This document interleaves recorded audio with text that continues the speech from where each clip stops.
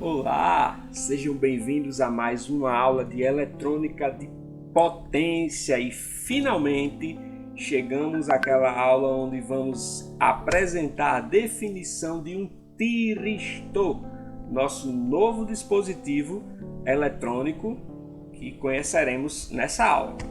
Apresentaremos também os principais tipos de tiristor e conheceremos as principais características do SCR. SCR é um tipo de tiristor. Então, olha só, os tiristores são uma família de dispositivos semicondutores de potência. Nós vimos já os diodos de potência, que nós já conhecíamos lá nos diodos comuns. Vimos os transistores de potência, nós também já conhecíamos os transistores comuns. E agora a nova família de semicondutores de potência são os tiristores. Eles funcionam como um diodo, tá? O funcionamento deles é praticamente igual ao do diodo, mas eles, além de terem que estar polarizados diretamente, eles precisam de um gatilho para ligar. Então eles é como se fosse uma mistura de diodo com transistor, né? O transistor é uma chave que é controlada lá pela base, né? E aqui o tiristor, além dele ter que estar polarizado diretamente, né? Ele precisa de um gatilho para ligar, né? E eles só desligam, como acontece no diodo, quando não tem mais, quando ele é polarizado reversamente, certo? Eles têm menos perdas de condução e maiores potências que os transistores, né? Porém, um menor desempenho de chaveamento e maiores perdas de comutação, perdas de chaveamento, certo? Os principais tiristores que nós temos são o retificador controlado de silício, ou o SCR, que a gente falou só a sigla dele lá na introdução, né? A chave controlada de silício, ou SSC, né? O tiristor de desligamento por porta, ou GTO, o diodo de corrente alternada, que é um tiristor também, chamado de DIAC, e o tiristor triodo bidirecional, ou TRIAC. Bom, a gente vai se ater no mais utilizado deles, que é o SCR. Tudo bem? Então, olha só, o SCR, por que ele é tão utilizado? Ele possui um chaveamento rápido, tá? Tem um pequeno porte, altos valores nominais de tensão. E olha só aqui o esquemático, a simbologia do SCR. Assim como o diodo, olha só, ele tem um anodo e um cátodo. Então, para ele conduzir, ele precisa estar polarizado diretamente. E além de estar polarizado diretamente, ele precisa de um pulso aqui, ó, na porta ou no gatilho, certo? Precisa de um pulso para poder conduzir. Para parar de conduzir, igual ao diodo, tem que ter tá polarizado reversamente, né? Mesmo que a gente tire aqui o sinal aqui da porta ou do gatilho, se ele tiver polarizado diretamente, ele continua conduzindo, certo? Essa aqui é a curva característica, ela é um pouco mais troncha do que a curva característica do diodo, certo? Então, olha só, ela tem aqui uma tensão de disparo, né? Então, quanto maior for essa tensão de disparo aqui, ó, tensão de disparo direta, tá bom? Então, aqui ele fica bloqueando.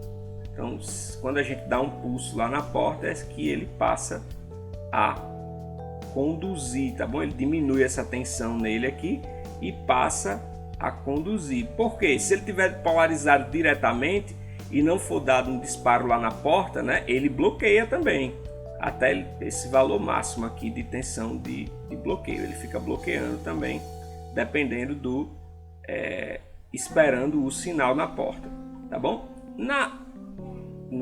No outro lado aqui do gráfico, né, ele é semelhante ao diodo, né, ele bloqueia até chegar a um certo valor, né, tensão reversa máxima, que aí ele tem a ruptura, tá bom? Mas a parte aqui ele bloqueia a tensão até que tenha um disparo na porta, tá? Então, quando tem o disparo na porta, aí a tensão diminui e ele passa a conduzir. Tudo bem? Então, os valores nominais de um SCR. Valor nominal de corrente, RMS repetitiva. Então, nada mais é do que o valor de corrente que vai estar conduzindo, né? que vai passar pelo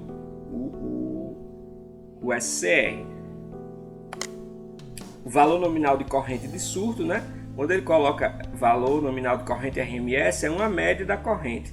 Aqui, corrente de surtos, como eu já falei nas aulas anteriores, é uma corrente que dura pouquíssimo tempo, certo? Quando um motor é ligado, por exemplo, quando uma carga é acionada, então ele surge uma corrente muito alta que depois vai baixando, então ele também tem um valor nominal de corrente de surto máxima que ele suporta, né? Tem a corrente de disparo, né? Essa corrente de disparo aqui, certo? É a corrente mínima com que ele pode ser, com que ele precisa para poder conduzir, né?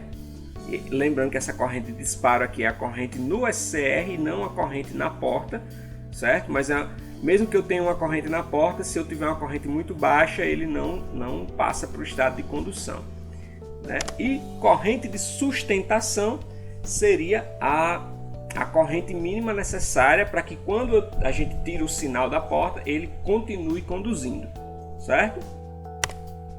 Nós temos também ainda a tensão de bloqueio repetitivo em polarização direta, né? Então é quanto ele consegue bloquear quando está antes de passar a condução, antes de ter o seu pulso lá na porta, né? Tensão de pico repetitiva reversa, então é a tensão reversa máxima que ele consegue, né, suportar. Tensão de pico inversa máxima na porta, agora é uma tensão na porta, tá? Não é mais entre o anodo e o cátodo, tá bom? A corrente máxima de acionamento na porta, isso é importante também, certo? E a tensão máxima de acionamento na porta. Isso aqui a gente já passa, né? Esses três últimos aqui já são características do acionamento, do que vai na porta agora para acionar o SCR, o tiristor. Tá? A gente tem ainda valores de dissipação máxima de potência na porta, que é importante saber. A tensão mínima de acionamento na porta também é importante, né? Corrente mínima de acionamento e, além disso, o valor nominal da temperatura de junção. A gente viu que nesses semicondutores de potência, a temperatura é um fator muito importante. A gente viu isso lá no diodo, viu no transistor e aqui no tiristor também, certo? Além disso, as perdas de potência precisam ser consideradas, né? O tiristor, a gente tem perda de potência no estado ligado, perda de potência no estado desligado, perda de potência por chaveamento e perdas por acionamento na porta, certo? Essas perdas aqui a gente tem lá no diodo, né? E além disso a gente tem as perdas por acionamento na porta. Dependendo da frequência, a gente pode ter as perdas por chaveamento maiores ou menores do que as perdas de potência no estado ligado, tá? Dependendo da frequência. Para baixas frequências, né, as perdas por chaveamento são inferiores. Bom? Então, é necessário proteger também o SCR da mesma maneira que a gente tinha que proteger os diodos e os transistores, né? Proteção contra sobrecorrentes, proteção contra sobretensões e agora a proteção da porta do circuito também. Então, além da proteção contra os transitórios lá do circuito Snubber, tá? A gente precisa ver direitinho quais são as tensões e correntes presentes, né? Que serão presentes no nosso circuito, as tensões e correntes que estão projetadas no nosso circuito para saber se o SCR vai suportar. Sobre os circuitos de acionamento da porta, eles devem fornecer um sinal de disparo no tempo correto, né?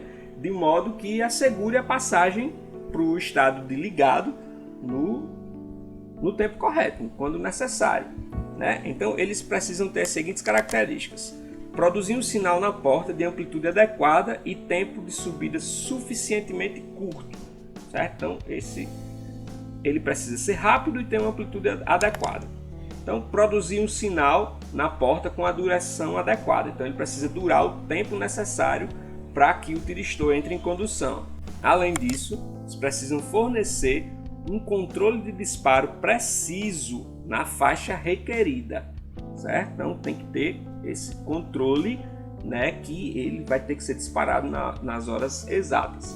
E assegurar que o acionamento não ocorra em decorrência de sinais falsos de ruído, né?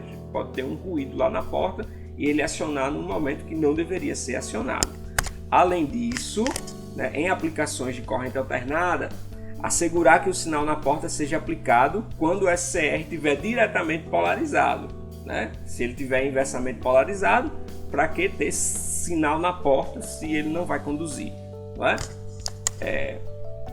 Em circuitos trifásicos, fornecer na porta pulsos que estejam 120 graus fora de fase em relação ao ponto de referência. A gente não estudou circuitos trifásicos até aqui, então vamos desconsiderar um pouco, mas só para vocês saberem que é necessário isso aí. E, além disso, assegurar o acionamento simultâneo dos SCRs ligados em série ou em paralelo, certo?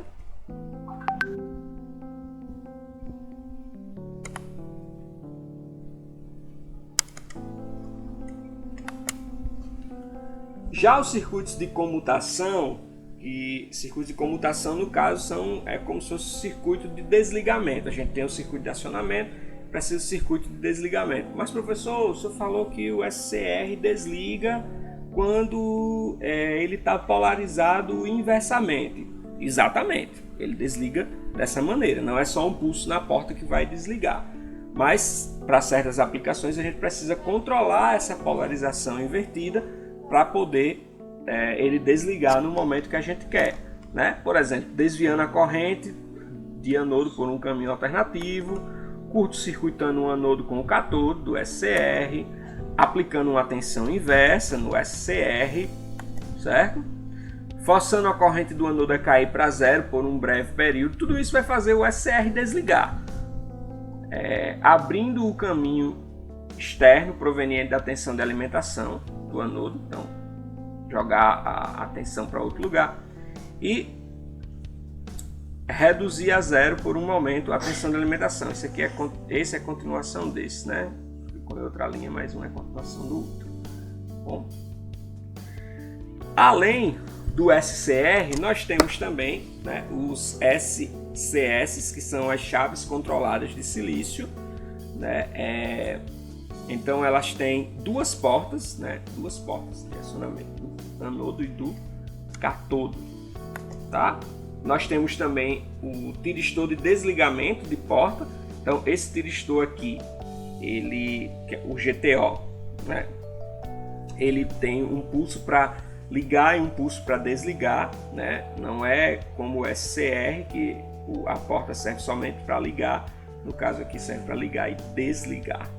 Bom, além disso nós temos o TRIAC, tá aqui uma imagem dele, né, que seria o diodo para corrente alternada. Ele pode conduzir aqui nos dois sentidos, certo? Essa é a simbologia do TRIAC, desculpa, do DIAC, tá? Não é diretoria acadêmica não, é diodo para corrente alternada. E a gente também tem o TRIAC aqui, que seria um DIAC, né? Tiristor triodo bidirecional. Ele seria um DIAC com uma porta para o acionamento. Tudo bem? Então, resumindo, nós conhecemos a definição de um tiristor e seu princípio de funcionamento e conhecemos as principais características de um SCR. Além disso, nós vimos os principais tipos de tiristores. Só nos aprofundamos no SCR, mas vimos os outros principais tipos, tá bom? Então, até a próxima aula. Muito obrigado. Deus abençoe. Tchau, tchau.